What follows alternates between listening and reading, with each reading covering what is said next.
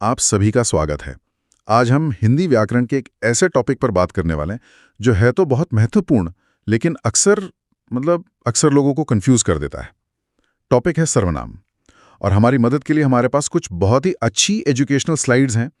ये विश्लेषण उन सभी के लिए है जो सरकारी परीक्षाओं की तैयारी कर रहे हैं या बस अपनी हिंदी को और बेहतर करना चाहते हैं। और आज की हमारी ये पूरी पड़ताल एक बहुत ही, कह सकते हैं, हैरान करने वाले तथ्य से शुरू होती है। क्या कोई अंदाजा लगा सकता है कि पूरी हिंदी में मूल सर्वनाम शब्द कितने हैं? 100, 50? नहीं, सिर्फ 11। जी हाँ, सिर्फ 11। तो चलिए आज इन्हीं 11 शब्दों और इनके 6 भेदों की कहानी को समझते हैं, ताकि कोई कंफ्यूजन बाकी ना रहे। बिल्कुल, सीधी सी बात है, सर्वनाम भाषा का एक तरह से शॉर्टकट है। शॉर्टकट कैसे? सोचिए, अगर बार बार कहना पड़े राम स्कूल गया, राम ने खाना खाया, राम के दोस्त इंतजार कर रहे थे, तो सुनने में कितना अजीब और बोरिंग लगेगा। हाँ, वो तो बहुत रिपीटेटिव हो जाएगा। वही तो इसकी जगह हम कहते हैं राम स्कूल गया, उसने खाना खाया, उसके दोस्त इंतजार कर रहे थे। ये जो उसने और उसके हैं, यही तो सर्वनाम है। हमारी पहली स्लाइड यही बताती है कि ये संज्ञा की जगह इस्तेमाल होने वाले विकारी शब्द हैं। विकारी मतलब जिनमें विकार या कहूं कि बदलाव आ सकता है। जी हाँ, जैसे मैं का मेरा या मुझे बन जाना। अच्छा, तो फिर वो 11 मूल शब्द कौन से हैं? मैं स्लाइड में देख पा रहा हूँ। ये है मैं, तू, आप, यह, वह, जो, सो, कोई, कुछ, कौन और क्या। बस इन्हीं से सारे रूप बनते। जी हाँ, और स्लाइड में जो महत्वपूर्ण संख्या वाला बॉक्स है वो यही कहता है कुल भेद 6 हैं और कुल सर्वनाम शब्द 11। ये 2 नंबर तो बस याद कर लेने चाहिए। बिल्कुल। और स्लाइड का परीक्षा दृष्टि वाला अलर्ट भी इसी पर जोर देता है। अगर परीक्षा में सवाल आए कि कुल सर्वनाम कितने हैं, तो जवाब हमेशा 11 ही होगा। लेकिन कुछ किताबों में तो शायद 13 भी लिखा मिलता है, लेकिन जो मानक है, जो परीक्षा में सही माना जाता है, वो 11 ही है। ये वो छोटी छोटी बातें हैं जो बहुत मायने रखती हैं। सही बात है। ठीक है, तो नींव पक्की होगी। 6 भेद और 11 शब्द। चलिए पहले भेद पर आते हैं। पुरुषवाचक सर्वनाम, पर्सनल प्रोनाउन। ये कॉन्सेप्ट मुझे हमेशा से बड़ा दिलचस्प लगा है। ये तो किसी भी कॉन्वर्सेशन का डीएनए जैसा है। डीएनए कैसे? एक बोलने वाला, एक सुनने वाला और एक तीसरा जिसके बारे में बात हो रही है। हाँ, सही कहा। इसके बिना तो कोई कहानी या गॉसिप भी पूरी नहीं हो सकती। बिल्कुल। हमारी दूसरी स्लाइड की टेबल इसे बहुत अच्छे से समझाती है। पहला है उत्तम पुरुष, फर्स्ट पर्सन, यानी जो बोल रहा है, स्पीकर। हाँ, इसके शब्द हैं मैं और हम। जैसे हम आज इस टॉपिक को पूरा समझेंगे। ठीक है। फिर आता है मध्यम पुरुष, सेकंड पर्सन, मतलब लिसनर, जिससे बात हो रहे हैं। इसके शब्द हुए तू, तुम और आप। जी, जैसे आप ध्यान से सुन रहे हैं। और तीसरा है अन्य पुरुष, third person, the other guy. हाँ, वही जिसके बारे में बात हो रही है। इसके शब्द हैं वह, वे, यह, ये। जैसे वे कल नहीं आए थे। यहाँ एक बहुत महत्वपूर्ण बात है। ये जो फर्स्ट, सेकंड और थर्ड पर्सन की संरचना है, ये कई भाषाओं में होती है। स्लाइड का एग्जाम अलर्ट भी इसी पर है। श्रोता यानी लिसनर के लिए हमेशा मध्यम पुरुष का ही प्रयोग होता है। और आप शब्द, वो तो आदर के लिए होता है। लेकिन जब वो सुनने वाले के लिए हो तो वो मध्यम पुरुष ही कहलाएगा। ये बात याद रखना बहुत जरूरी है, क्योंकि यही आप शब्द हमें आगे एक और रूप में मिलेगा और तब कंफ्यूजन पैदा करेगा। समझ गया, ये एक फोरशैडोइंग है, कह सकते हैं। ठीक है, तो अब आते हैं अगले भेद पर, निश्चयवाचक सर्वनाम। इसका दूसरा नाम संकेतवाचक भी है, जो इसके काम को और भी साफ कर देता है। संकेत करना, इशारा करना। बिल्कुल। तीसरी स्लाइड का डायग्राम तो बहुत ही सरल है।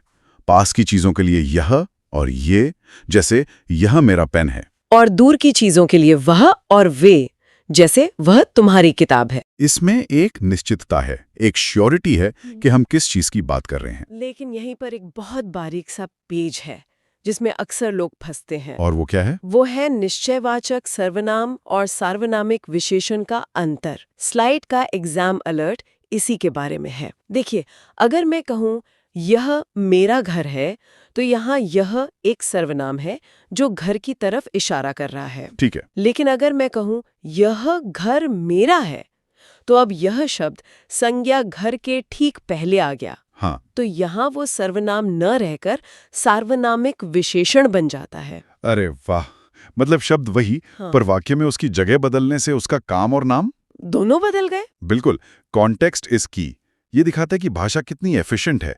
एक ही शब्द से दो अलग अलग काम लिए जा रहे हैं। समझ गया। तो एक तरफ है निश्चयवाचक, जहां सब कुछ पक्का है, लेकिन जिंदगी में हमेशा सब कुछ निश्चित तो नहीं होता, है ना? नहीं होता। कई बार हम अंदाजा लगाते हैं और वहीं से आता है हमारा अगला भेद, अनिश्चयवाचक सर्वनाम। Indefinite pronoun. चौथी स्लाइड का नियम तो बहुत ही सीधा है। कोई का प्रयोग सजीव मतलब लिविंग बीइंग्स के लिए, जैसे लगता है दरवाजे पर कोई है, कौन है पक्का नहीं पता। और कुछ का प्रयोग निर्जीव यानी नॉन लिविंग चीजों के लिए, चाय में कुछ गिर गया है। क्या गिरा है नहीं पता। और स्लाइड का एमसीक्यू ट्रिक इसे और मजेदार बना देता है।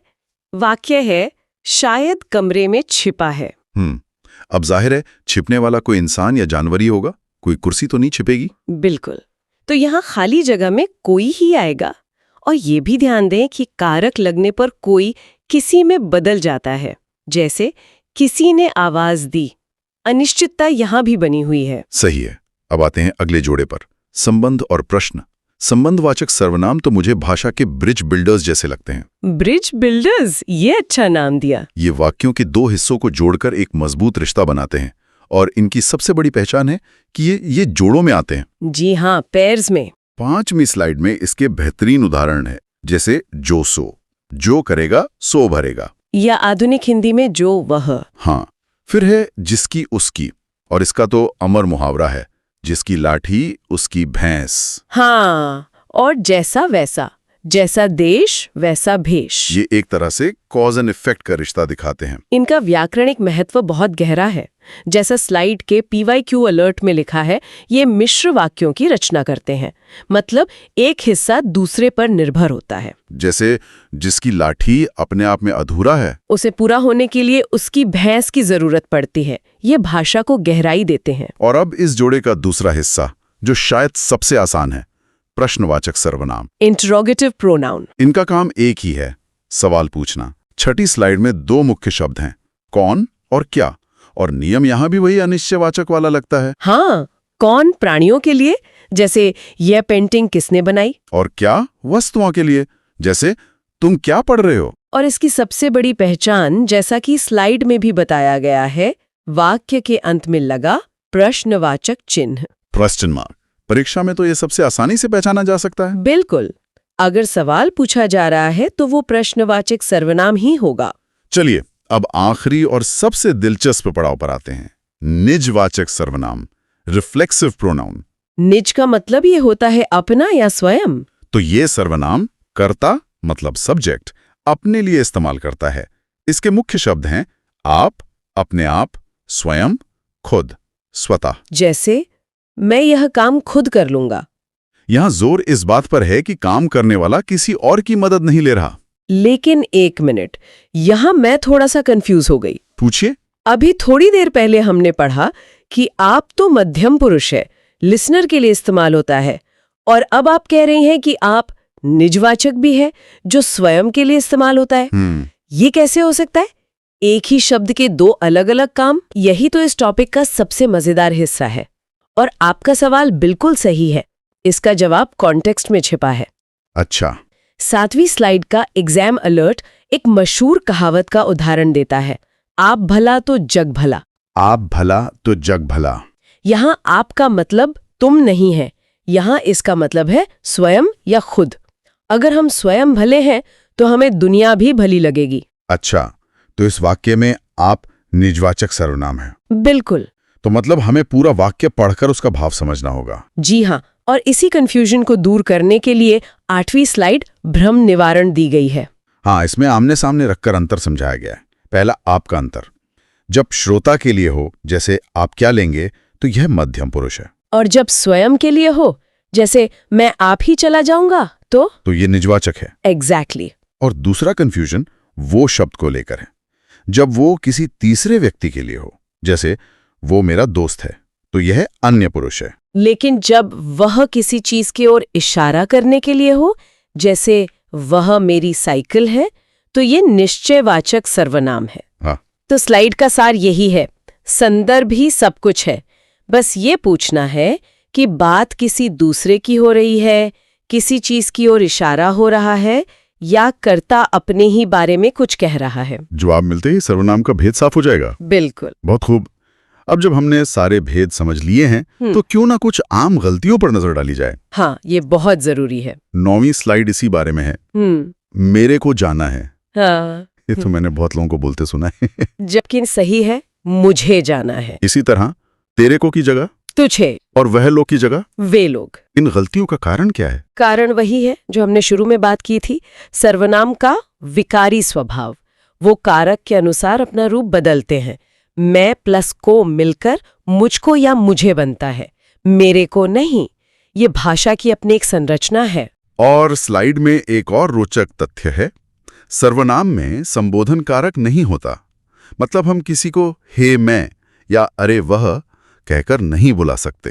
हाँ, नहीं बुला सकते, वो तो बहुत ही अजीब लगेगा। चलिए अब ज्ञान की परीक्षा का समय है। 10वीं स्लाइड में 4 अभ्यास प्रश्न हैं। एक छोटा सा टेस्ट। पहला सवाल, दूध में कुछ पड़ा है, इसमें कुछ शब्द कौन सा सर्वनाम है? कुछ से किसी निश्चित चीज का पता नहीं चल रहा और ये एक निर्जीव वस्तु के लिए है, तो इसका सही उत्तर है ए, अनिश्चयवाचक। बिल्कुल सही। दूसरा प्रश्न, जो मेहनत करेगा वह सफल होगा, इस वाक्य में कौन सा भेद है? यहाँ जो वह का जोड़ा है जो 2 उपवाक्यों के बीच संबंध बना रहा है। तो ये हुआ बी, संबंधवाचक। शानदार। तीसरा, मैं अपने आप काम कर लूंगा, यहाँ अपने आप क्या है? यहाँ कर्ता, मैं स्वयं काम करने की बात कर रहा है। अपने आप का मतलब खुद है, तो ये है ए, निजवाचक सर्वनाम। और आखिरी सवाल, हमारी चर्चा का शुरुआती बिंदु, हिंदी में कुल सर्वनामों की संख्या कितनी है? 6, 9, 11 या 13? जैसा हमने शुरू में ही तय किया था, परीक्षा की दृष्टि से सही और मानक उत्तर है सी, 11। बेहतरीन। तो इस पूरी चर्चा को समेटते हैं। 11वीं स्लाइड एक फाइनल रिवीजन चीट शीट की तरह है, जो सब कुछ एक नजर में दिखा देती है। पुरुषवाचक मैं, तू, आप, वह। निश्चयवाचक यह, वह। अनिश्चयवाचक कोई, कुछ। संबंधवाचक जो, सो। प्रश्नवाचक कौन, क्या। और निजवाचक आप, स्वयं, खुद। और हमारा गोल्डन रूल, 6 भेद, 11 मूल शब्द। बहुत अच्छे से सब कुछ साफ हो गया। अंत में मैं बस यही कहना चाहूंगी कि सर्वनाम को समझना सिर्फ परीक्षा पास करने के लिए जरूरी नहीं है। इनका सही प्रयोग हमारी भाषा को सुंदर, सटीक और प्रभावशाली बनाता है। ये हमें सिखाता है कि कैसे कम शब्दों में ज्यादा गहरी बात कही जा सकती है, दोहराव से कैसे बचा जा सकता है। बिल्कुल। और अपनी बात को स्पष्टता से कैसे रखा जा सकता है। और आज की इस चर्चा के बाद मैं श्रोताओं के लिए एक विचार छोड़कर जाना चाहती हूँ। जरूर। हमने देखा कि सर्वनाम विकारी शब्द हैं जो कारक के अनुसार अपना रूप बदलते हैं, जैसे मैं का मुझे या मैंने हो जाना। सर्वनाम की ये परिवर्तनशील प्रकृति हिंदी भाषा की अपनी संरचना और उसके लचीलेपन के बारे में क्या दर्शाती है, खासकर अंग्रेजी जैसी भाषा की तुलना में, जहां आय केवल मी या माय में बदलता है। इस पर सोचिएगा जरूर।